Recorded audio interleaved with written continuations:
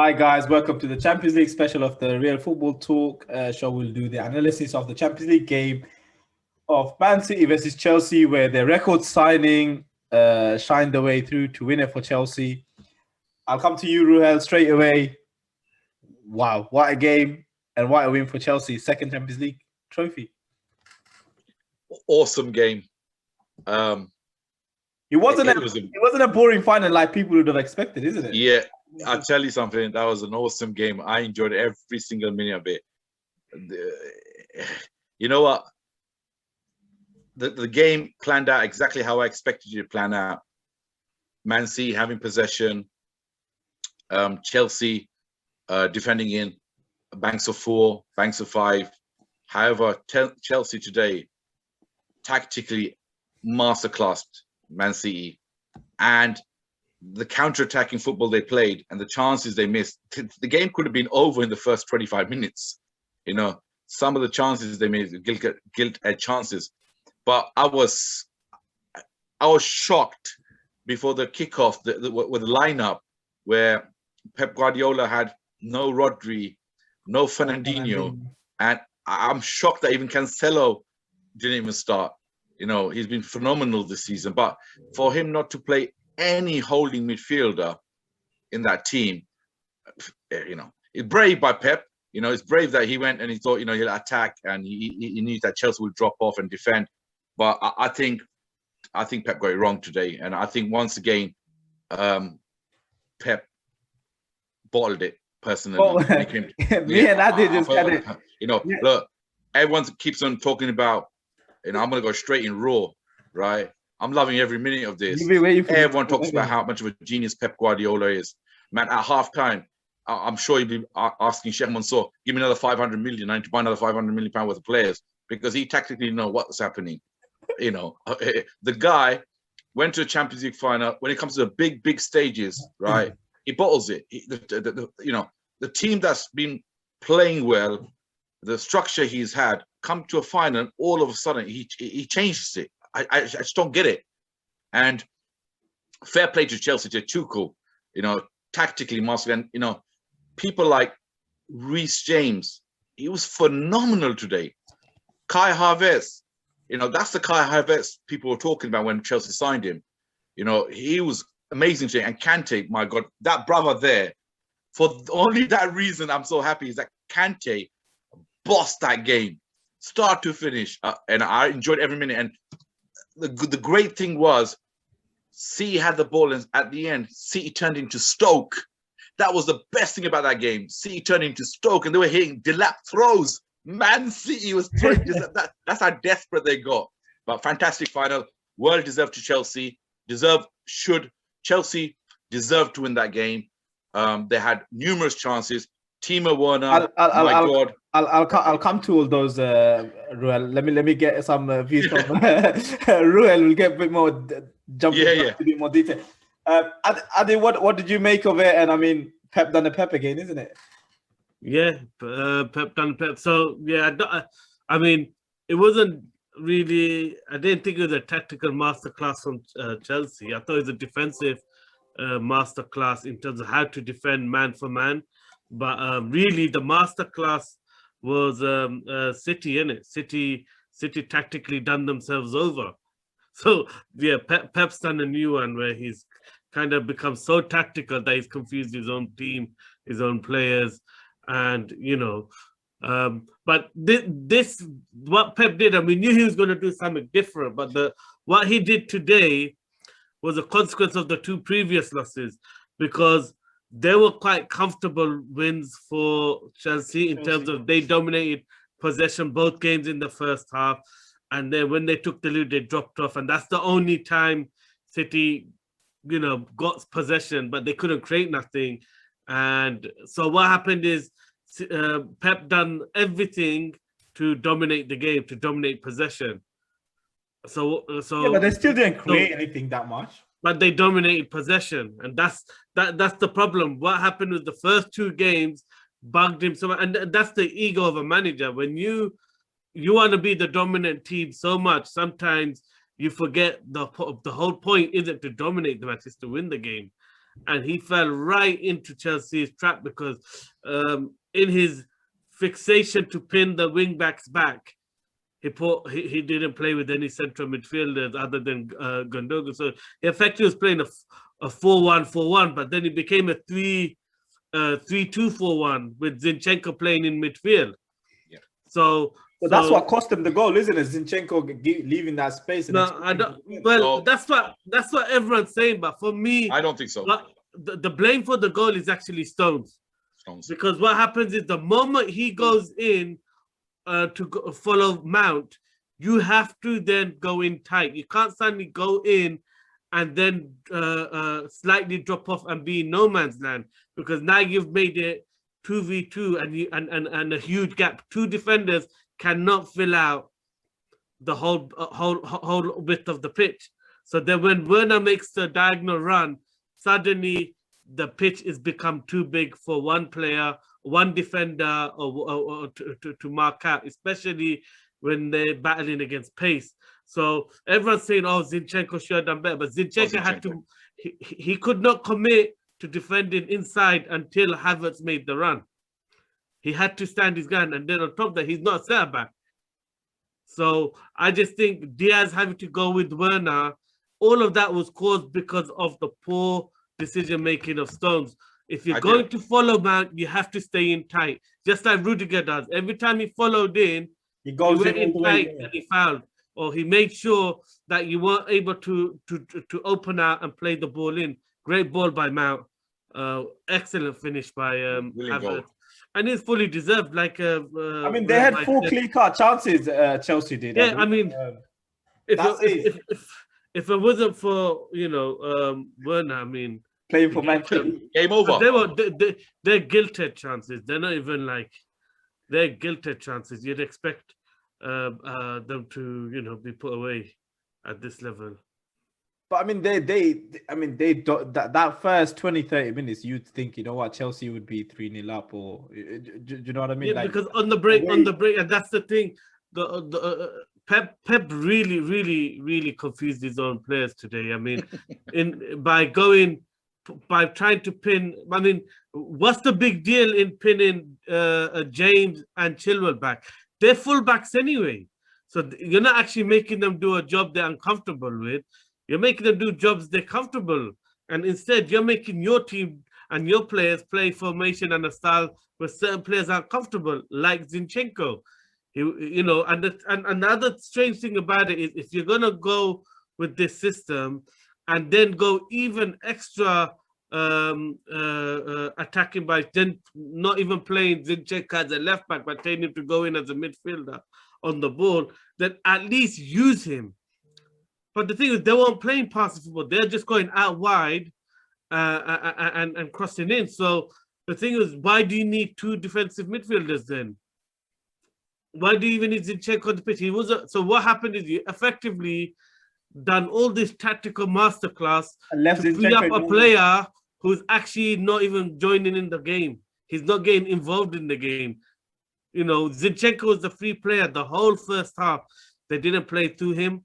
They didn't give him the ball. He never made runs in behind like Foden was. So he done nothing. He ended up playing with a player less. And then at the crucial moment, he can't defend because he's not used to that position. Doesn't understand the complexities of that position. Playing as a center back. Another thing comes into mind, because since we're talking about the selection stuff, starting Sterling. I mean, he hasn't been informed the whole year. Why start Sterling? All right. I have one question for Real Bhai. Would you take Werner, if Werner was an England player, would you take Werner to the England squad for the Euros?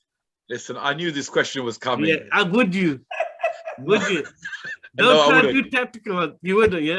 Why the heck have you got Sterling in your team, man? The man is probably 2 times worse than Werner currently. No, right. He's much worse than Werner. I know. Listen, take Werner, but because he's got Sterling and he's scored open goals for the last few seasons, suddenly he's so world class that he has to go because he's English. Basically, he has to. I think that's a different discussion. But I mean, in terms of Sterling, it's about Sterling, and the guy is absolute joke. Why would you? That's my question. Why start Sterling who hasn't been on form? Listen, he put Sterling on today to give him the pace, right? However, there's no gaps in the back of Chelsea or back of any of their defense for him to run into. So way they played, they boxed him in. Chelsea boxed him in. However, when Chelsea broke, Chelsea had space behind Man City's defense. Now that goal by Kai Havertz, I don't think it was Stones the one that got sucked in. I think Diaz is the one who got sucked into midfield. He was out of position. However, when Werner made the run, Stones followed him. Stones is the one who got sucked in, and Diaz went with Werner. Is it you sure? Yeah. It's okay. Stones who was in no man's land. Okay, so then Diaz went with Sterling he had to follow the run of Werner. Yeah, that's not Zinchenko's fault. But the crazy thing is, forget Raheem Sterling. No, KDB was anonymous. Yeah, but Raheem Sterling went off injured, didn't it? Halfway through. Yeah, that was a massive tackle from. But for the 60 minutes he was on the pitch, he didn't. He was just moaning because he's trying to make things happen, but Kante was just flying. Chelsea did a Man City today. They've done a lot of tactical fouling. Every time Man City got on the ball, second touch, third touch. It looked like they were bullying them because they're mad. Yeah. They were so even that tackle on De Bruyne was amazing. Kante was like Thanos fighting the Avengers, mate. That's how he was. Yeah, Kante was Thanos, mate. He was like, yeah, you can bring everyone. I'm going to take all it. Kante was, I said to my nephew while watching the game, I says, anyone going to win this final for you? Kante is the man. And Kante today absolutely destroys. Well, I mean, even in the semi-final games and even in final now, it's been Kante. The guy. And the harsh reality of it is, it's slightly going off topic, but it needs to be said because too many of the ex-England players get overrated. But Lampard was actually pushing him out of the club for Declan Rice, and now when you see the form of Kante is probably second half of the season, there's a decent chance to say the most informed player. 100%. I mean, what a joke decision that was, trying to push a world class. In 6 years, he's won every single trophy available for club and country. And in a lot of those finals, he's been man of the match. The European Championship left for Kante now. I think has he not won that? Nah. Okay, but for the one of the most humble, most nicest human being, I wasn't supporting Chelsea. I was supporting Kante today, and for him to win the Champions League. You're supporting Chelsea. Just say it. No. Kante, right. Don't sugarcoat it with Kante. Listen, the fact of my Kante, but we talk about individual performance today. A lot of big players bottled it. We talk about KDB, phenomenal player, one of the best players in the world. However, for 65 minutes, 7 minutes, he was anonymous. So I think the best thing that's a bit harsh, because I think is the system City turned to. It wasn't like KDB was hiding. I mean, no, it's not about. I'm not about hiding. The thing was, he never had enough guys around him. Yeah, but what I'm trying to say, I felt he was still giving it. But I tell you who hit today. I mean, and it's sad to say, is biggest guy chokers today was Bernardo Silva, Mahrez, and Gundogan. Yes, they actually they did not do anything. Then you had Zinchenko minus a player already. Yeah, and then you got Sterling minus 2 players.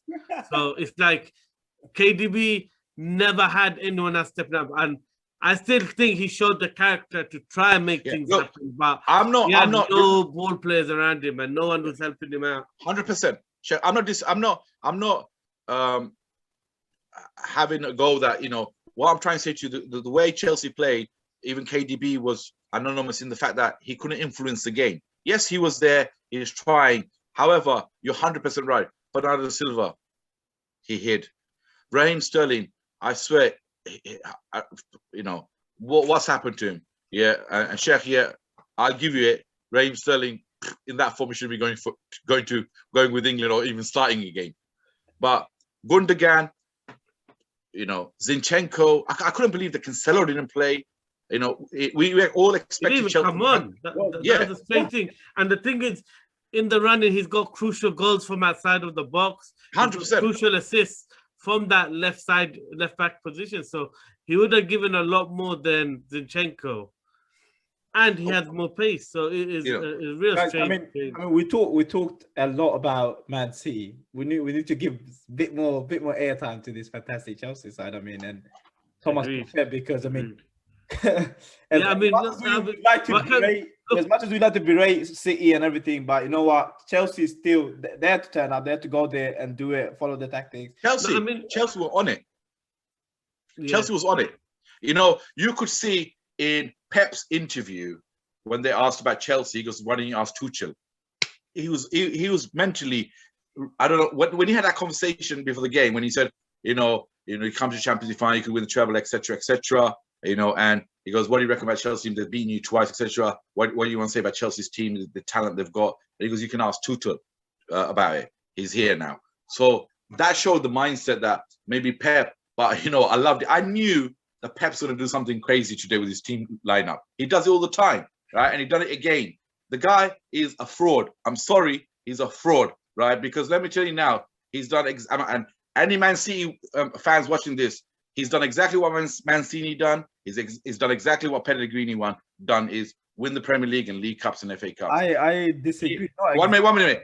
Man City have invested in Pep Guardiola for one reason only, to win that Champions League.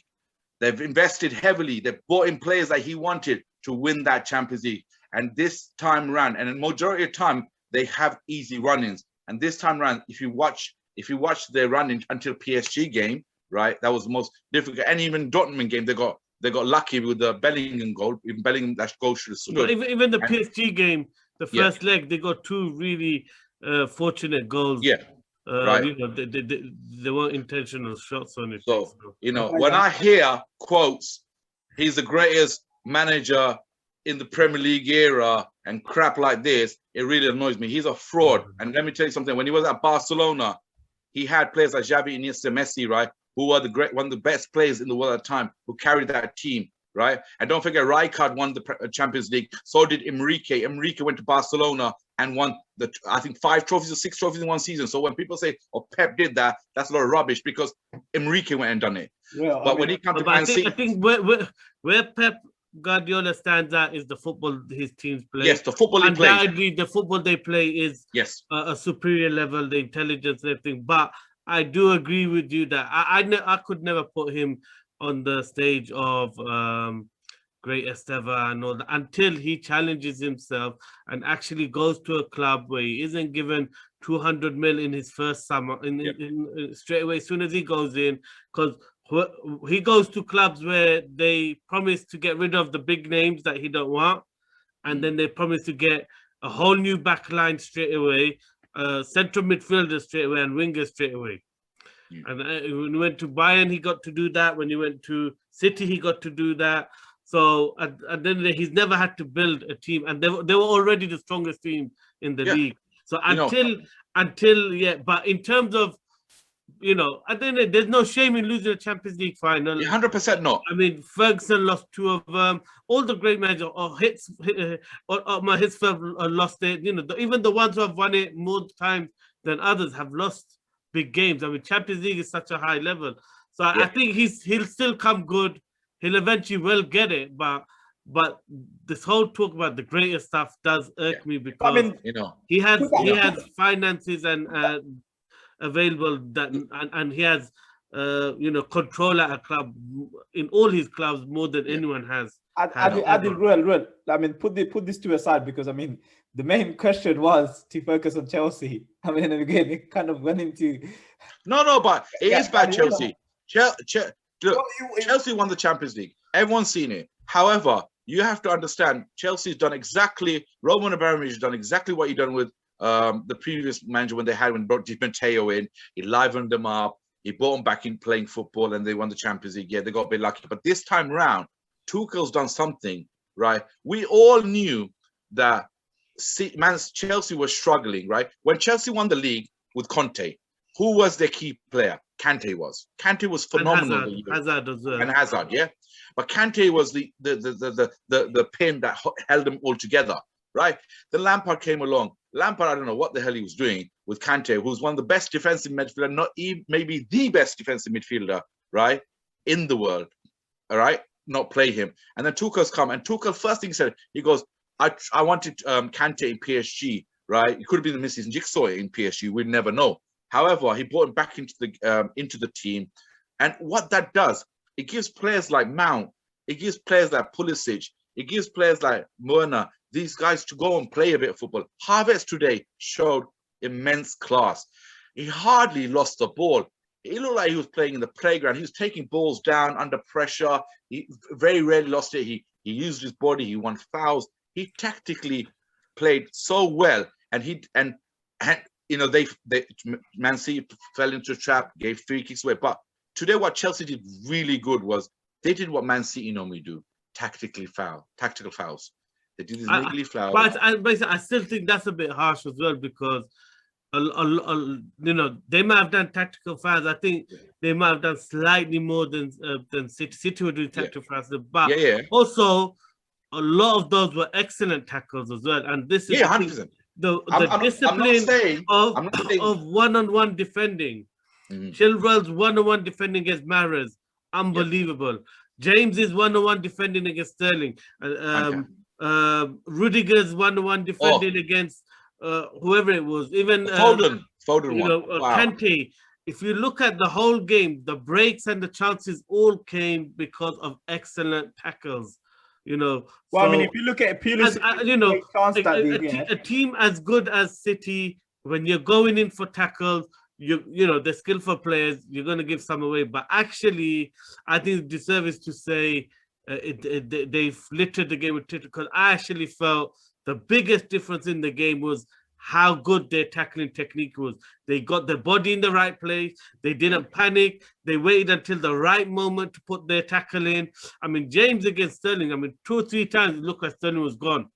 And the way he comes back in, stays calm, gets his foot in, you know, real maturity. I thought the actual tackling technique of City's was the biggest difference in the game. That's what gave them the foothold to launch a lot of the counter-attacks. And not enough teams do that. Not enough teams back their tackling and defensive ability. One-on-one. That's a special technique in itself. And every player in the Chelsea team knew how to tackle today. Got right side of the board. They led with one side, showed them out on the outside, put the foot across. Excellent technique. I thought Chilwell was really good today. I thought James was really good. I mean, man for man, I mean, Chelsea really stepped up. Yeah. And the biggest thing is you got, and this is why I never gave Diaz the Player of the Year in our thing, is because whenever a defender wins it, they do exceptional performances on their own. They're holding defenses together on their own. What Diaz has done, he's brought leadership to Man City, but there ain't hardly any standout games other than a few blocks. But if you're gonna give, you know, Player of the Year titles to defenders who block, then give it to Tarkowski, give it to these guys who are legends at blocking shots. Yeah. Bottom line is, when it comes to actual defending, he's not had to do too much. And when especially recently, when he has had to, he's been skinned, he's been dropped. You look at the chance for Pulisic. He didn't know what to do with Havertz. Havertz was turning him in and out.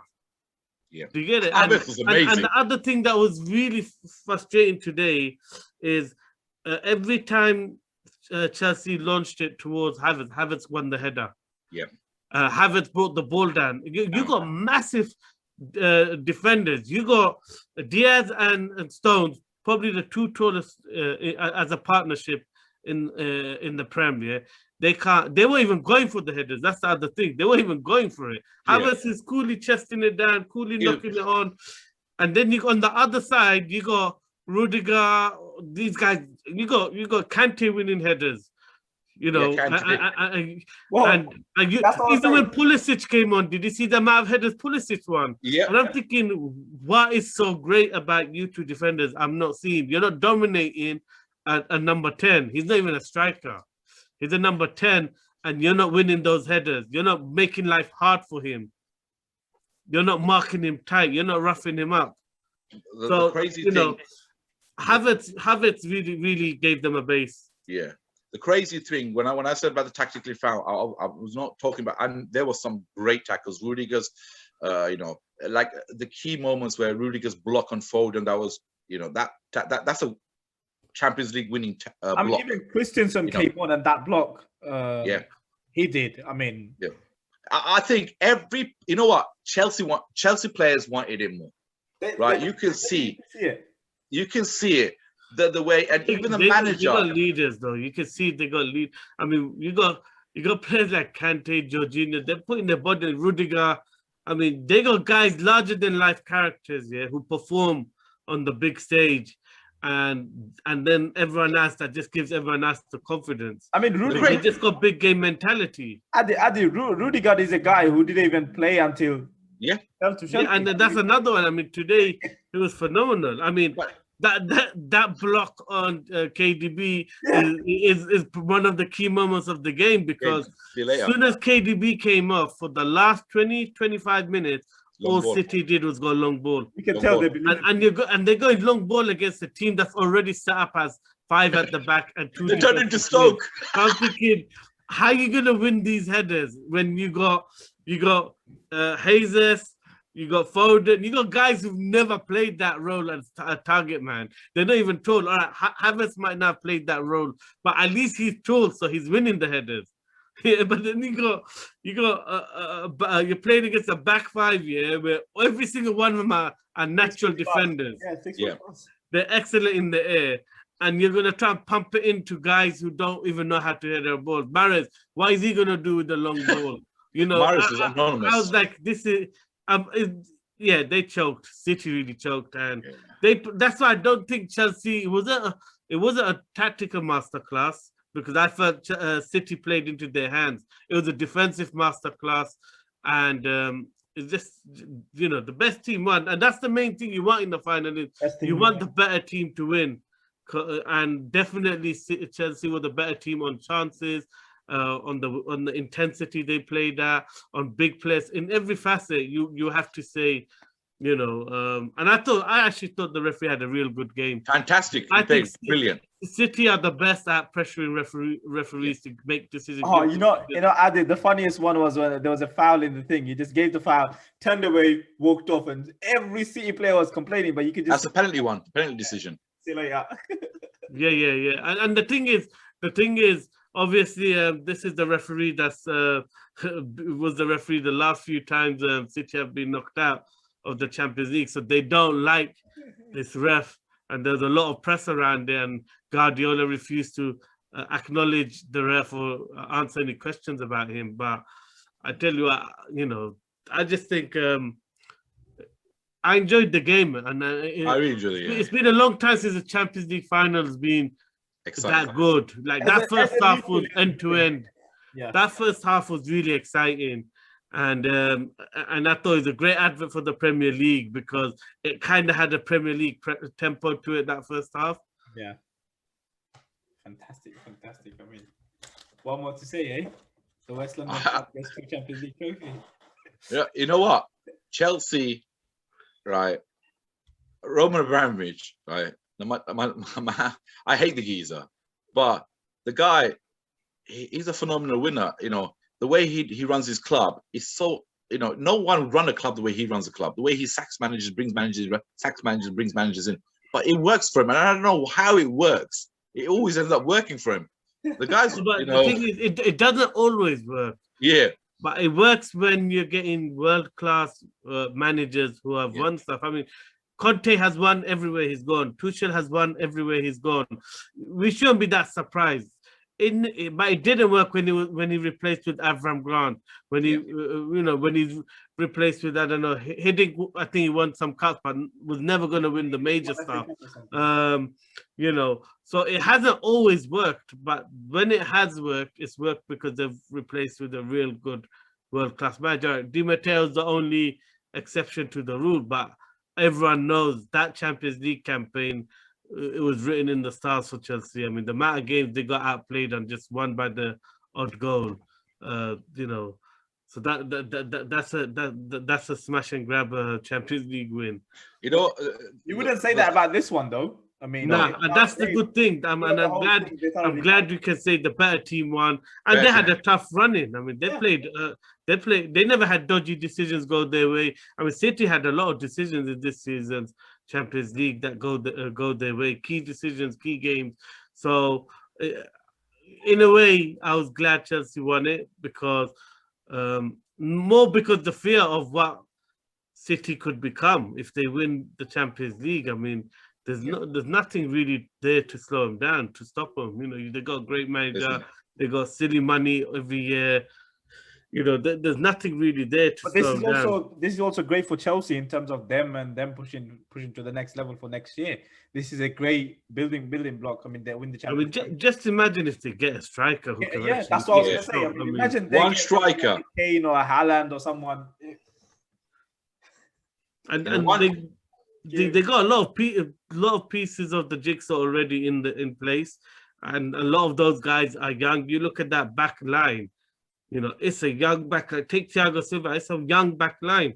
The goalkeeper, how's that going to do for his confidence? I mean, you know, he's won a Champions League now. It's a young team, and they got young players, and they played a lot of them. You know, you got Zuma, who's played a lot of games. So a lot of guys, you know, that squad has got potential to really challenge next season for the Premier League, you know, and for them to build. You know, Thiago Silva, you know, unfortunately he went off injured, but he's been trying for a long time to win that Champions League. He's played for some great team. And listen, when he retires, he's going to be known as one of the greatest defenders. You know, and don't get me wrong, at his peak, he was elite. And you know, I'm happy that he's got the hands on that Champions League, because you know he's been at PSG for 8-9 years, I think, with one of the world's best players, and they couldn't win it. It shows. With AC Milan, he's choked a few times. With Brazil, he's choked in finals. So he's got a real bad reputation in finals and key games of messing up. But I mean, that's another thing that we didn't mention. Yeah, they lost probably their best defender and their leader. And they still, you know, sometimes when things like that happen, teams just get into this negative mindset. Oh, it's not meant to be. It's not our day. You know, the way kind of City did when De Bruyne got injured. They kind of lost their way. Well, that never happened to Chelsea when Thiago Silva came off injured.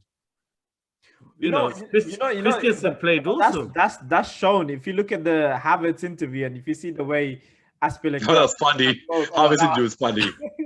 But you can see the belief they have in each other and the push they have on each other. And I mean, that's what you need in a team to be a great team. And you can see they have that in abundance. I mean, sometimes you know,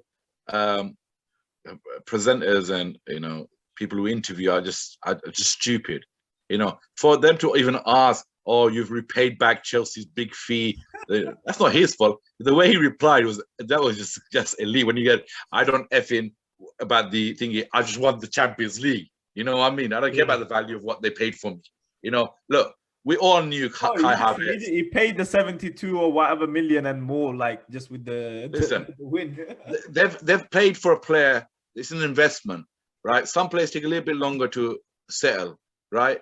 He's come to a new team. He's got class. The way he played today, you know, like I said, the way he played today, he was like playing the violin. Every time he got the ball, he's so calm. He's so collective. It looked like it's the biggest cup final or biggest stage of football for him at the present moment. You know, he's playing a lot. But was he ever under any pressure? This is the thing. No, this is the crazy thing. And he's done his bit, but well, you know, you got seasoned defenders in Diaz and Stones. Yeah, but everyone keeps going on about them being world class. Some people are saying Diaz is the best defender in Premier League. Whatever, man. They've got stupid stuff. But the reality is, they didn't even go bother. They didn't make life difficult for him. They never even went tight on him the whole game. Right. He's not even a strike. I don't know. I thought he was class, but he had a helping hand. He never had much up against him. No one roughed. Anyway, man of the match, Adil. Who do you think was man of the match?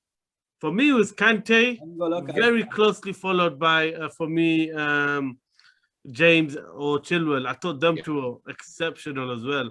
But Havertz would have been up there as well. Yeah. But I just felt Kante was the difference maker. But he was the guy turning defensive situations into attacking situations, quick 1-2s. He's one. He was slowing down the tempo. He was keeping possession when, you know, City were starting to get on top. And those key tackles, I mean, the tackles are key. Ruel, Adi, who actually got the Champions League man of the match? Was it Havertz? I didn't see it because obviously we come onto the show. I don't know who got it, but let me tell you something. You know, you can give the whole Chelsea team apart from Werner the man of the match. You know, because no, but I mean, Werner still for the goal. I mean, that's a great run. That's a lot of unselfish work to make that run. Like I said, Kante turned into Thanos in Avengers. I tell you, he was Thanos. At the end of the day, think about it. Yeah, you got at least. This is the reason why I said Sterling is worse than Werner, because Werner is missing chances, but he's still affecting the game. As in, for Havertz's goal, he's moving people around, still running around. Sterling isn't taking chances, isn't even affecting the game. So I think, yeah. Well done, Chelsea. Definitely.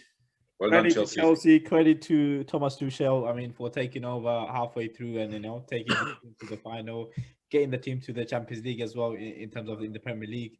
I mean, well done to West London Club Chelsea. There's nothing more to say, really. And congrats to the fan. Enjoy it. Enjoy your moment. This is your moment. Well done to Chelsea. Thank you both for coming on. And guys, make sure you like, share, subscribe, and yeah, support us too. Thanks.